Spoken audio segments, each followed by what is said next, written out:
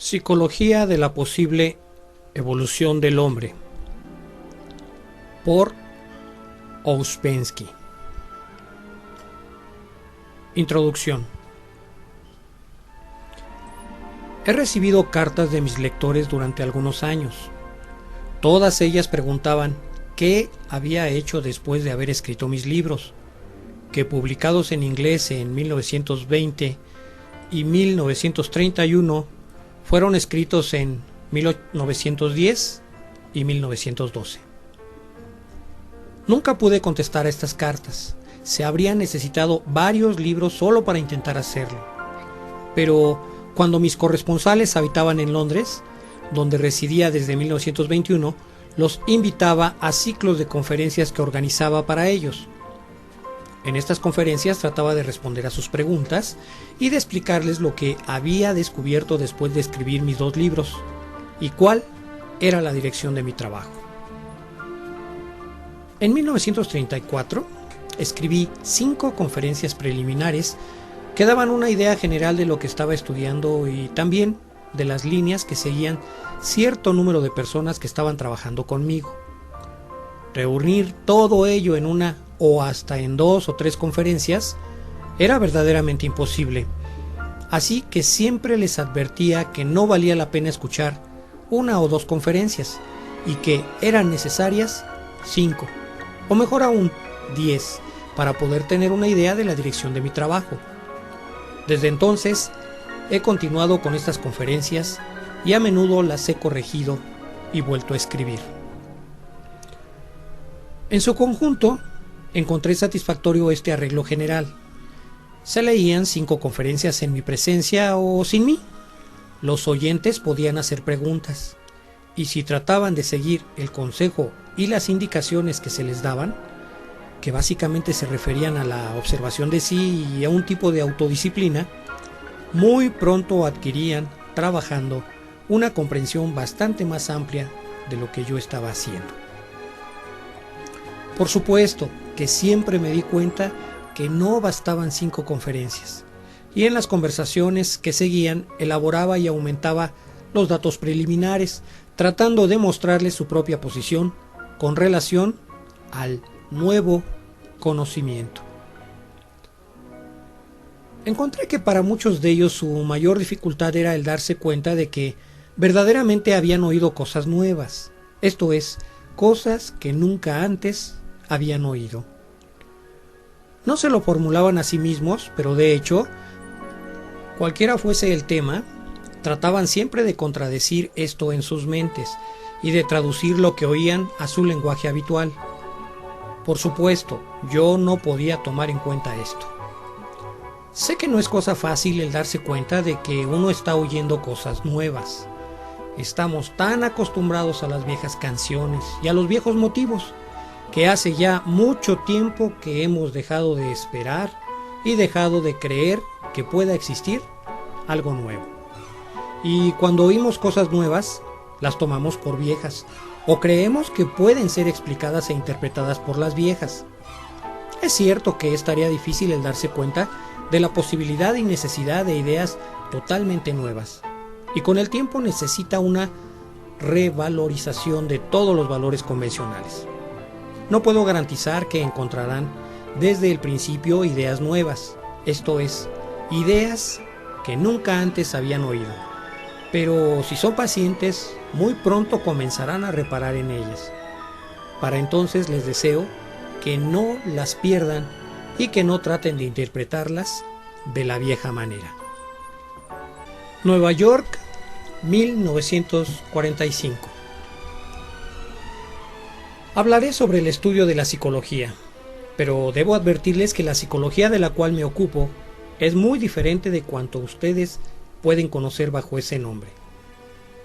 Para comenzar, debo decir que prácticamente nunca en su historia la psicología ha estado a un nivel tan bajo como en la actualidad. Ha perdido todo contacto con su origen y su significado, a tal punto que aún hoy es difícil definir la palabra psicología. Esto es precisar qué es la psicología y qué estudia, y es así a pesar de que nunca en la historia ha habido tantas teorías psicológicas ni tantos escritos psicológicos. A veces la psicología se le llama una nueva ciencia. Esto no tiene ninguna razón. Quizá la psicología es la ciencia más antigua y en sus rasgos más esenciales, desafortunadamente, una ciencia olvidada. Primera conferencia. Para comprender cómo se puede definir la psicología, es necesario darse cuenta de que la psicología nunca ha existido bajo su propio nombre, excepto en tiempos modernos. Por una u otra razón, siempre se ha sospechado de tendencias equivocadas o subversivas de la psicología, ya sean religiosas, políticas o morales, y por lo tanto ha tenido que usar diferentes disfraces. Por miles de años la psicología existió bajo el nombre de filosofía. En la India, todas las formas de yoga, que son esencialmente psicología, se describen como uno de los 6 sistemas de filosofía.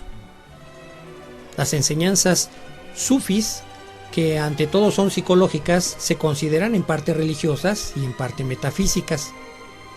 En Europa, hasta no hace mucho tiempo, en las últimas décadas del siglo XIX, muchos trabajos sobre psicología eran considerados como filosofía.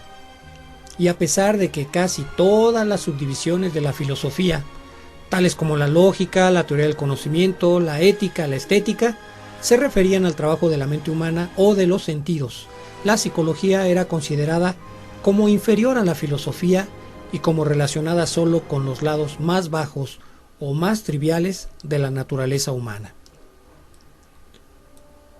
Paralelamente a su existencia bajo el nombre de filosofía, la psicología existió aún por más tiempo conectada con una u otra religión. Esto no quiere decir que la religión y la psicología alguna vez fueron una y la misma cosa, ni que la conexión entre la religión y la psicología fuera reconocida. Pero no hay duda de que casi todas las religiones conocidas, por supuesto no me refiero a las falsas religiones modernas, desarrollaron uno u otro tipo de enseñanza psicológica conectada, a menudo con cierta práctica. De manera que el estudio de la religión muy frecuentemente incluía en sí mismo el estudio de la psicología. Hay muchos trabajos excelentes sobre psicología en la bastante ortodoxa literatura religiosa de diferentes países y épocas.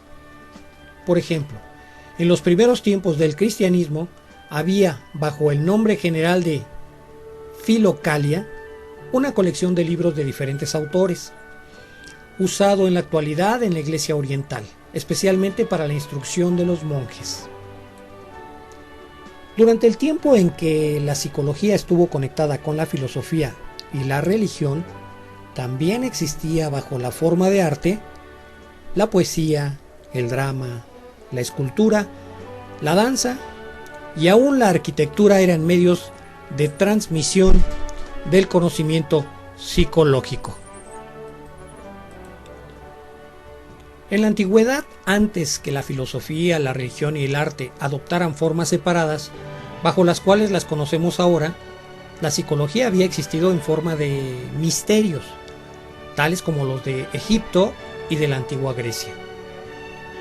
Posteriormente, luego de la desaparición de los misterios, la psicología existió en forma de enseñanzas simbólicas, las que algunas veces estaban ligadas a la religión de la época y otras no, como en los casos de la astrología, la alquimia, la magia y entre los más modernos, la masonería, el ocultismo y la teosofía. Aquí es necesario notar que todos los sistemas psicológicos y doctrinas, tanto los que existen o los que existieron abiertamente como los que fueron ocultos o disfrazados, pueden dividirse en dos categorías principales. Primero, los sistemas que estudian al hombre tal como ellos lo encuentran, o tal como ellos suponen o lo imaginan ser. La psicología científica moderna, o lo que se conoce bajo este nombre, pertenece a esta categoría. Segundo, los sistemas que estudian al hombre no desde el punto de vista de lo que es o de lo que parece ser, sino desde el punto de vista de lo que puede llegar a ser. Esto es, desde el punto de vista de su posible evolución. Estos últimos sistemas son en realidad los originales, o en todo caso los más antiguos, y solo ellos pueden explicar el origen olvidado y el significado de la psicología. Cuando comprendamos la importancia del estudio del hombre desde el punto de vista de su posible evolución,